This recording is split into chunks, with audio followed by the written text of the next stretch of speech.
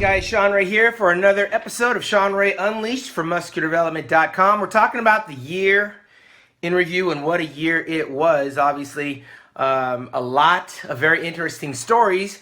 However, I think we should start it off by talking about some of our champions. Of course, we got the year kicked off last in February of 2016, where we saw big Cedric McMillan make a comeback and walk off with the victory to head over to Columbus, Ohio, and lock horns with the 27th anniversary of the Arnold Sports Festival with Kai Green, the Predator. Kai Green winds up winning his third Olympia competition. It wasn't without some controversy. We had Cedric McMillan in a dogfight with Kai Green and arguably could have been leading after the prejudging.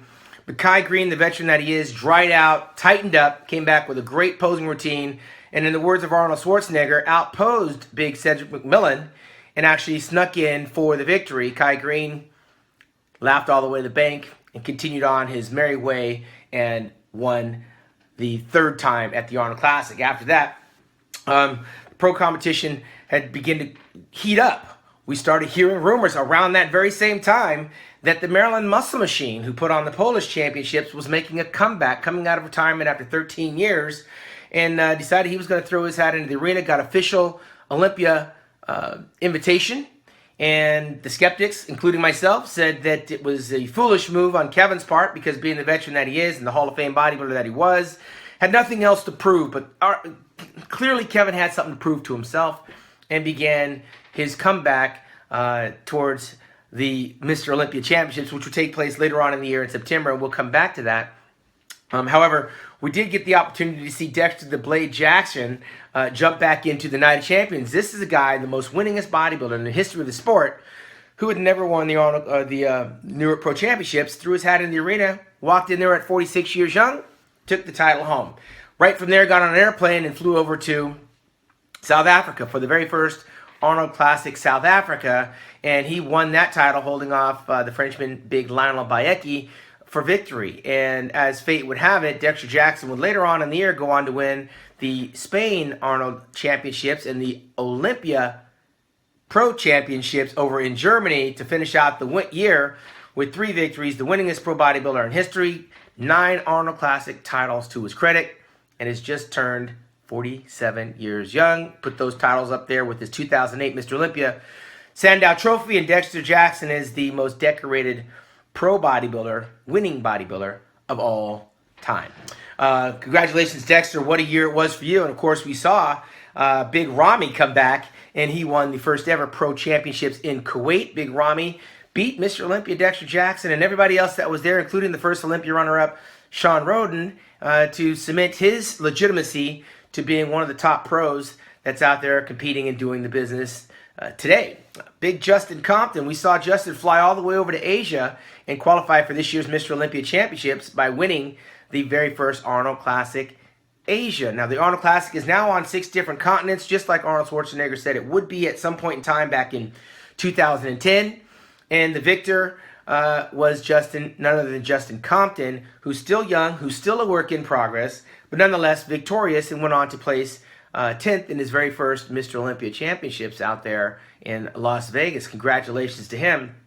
As well, there were some other competitors noteworthy that actually won some championships. We know that Dallas McCarver and everybody that actually competed in the Mr. Olympia Championships had won some competitions throughout the year, including the San Remo champion. Just the latest was over there, Lionel Bayeki.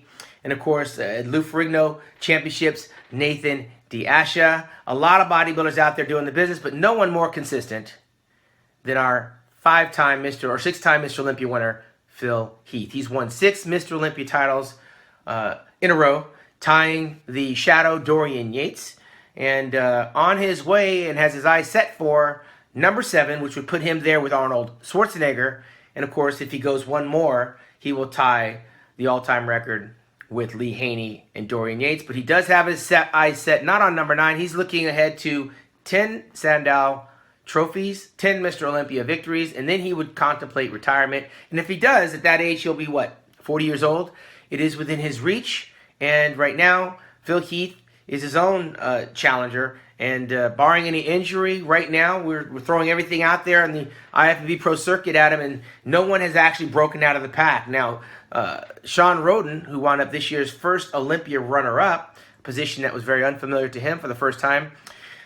He came with a little controversy. Dexter Jackson, he could have flipped the coin, and Dexter would have been a two-time first runner-up at that stage of the game, but he was relegated to third. Shawn Rhoden elevated to second.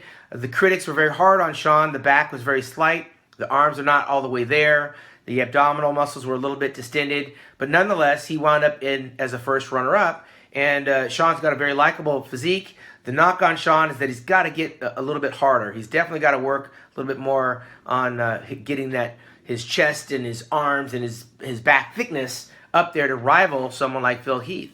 Most notably missing from the Mr. Olympia Championships in the year in review, Kai Green, for the second consecutive year, chose to do other things. And at the time the Olympia was going on, I believe he was doing something on television with Jamie Fallon. Rumor has it that he's shooting a movie over in China. But Kai Green is nothing short of spectacular. He did go down to Brazil and win the Arnold Classic in Brazil. So he did do a little bit of the business of bodybuilding and win an Arnold Classic championship here as well.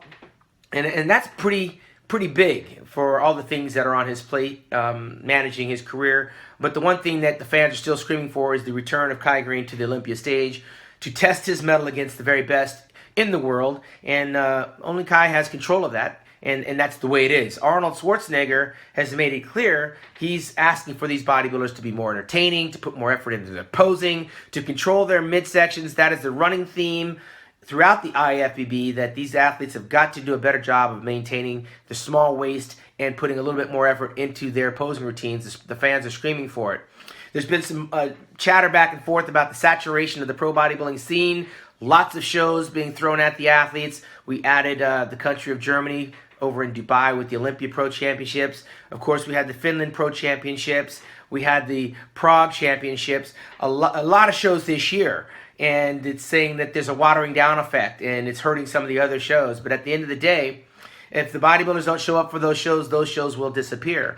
I do believe that I am of the old school opinion that fewer is better, because then you get the cream of the cream. However, it's giving a lot of these athletes an opportunity to earn a living, get sponsored, travel the globe, and promote the sport of bodybuilding. So I'm all in favor of these contests. If the promoter wants to promote, we let those promoters promote. Big Rolly Winkler traveled over to Dubai to win the Sharu Classic, and it was a very weak lineup. However, this is the biggest I've seen Rolly Winkler. Big, huge arms, massive. His waist is getting a little bit thicker.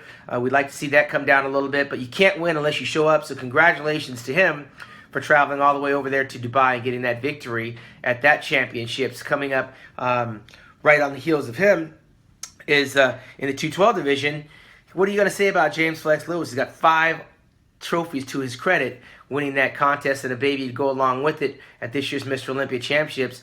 He's rivaled second to none. There's really, Ash Kanani is pushing him out of Australia. However, James Flex Lewis continues to be the picture of consistency in that 212 division. Kudos and congratulations to him. We saw the men's and women's physique championships. They are a very well-oiled machine, very popular right now on the landscape of our sport. Women's bikini is as strong as it's going to be. So right now we're in very good shape as a sport and as an industry. And I got to say, one big notice that I saw this year, and I do want to make sure that I recognize this guy, in the IFBB over in Australia, the president of the federation, Paul Graham, along with his wife, Carol. We send our condolences from MuscularDevelopment.com.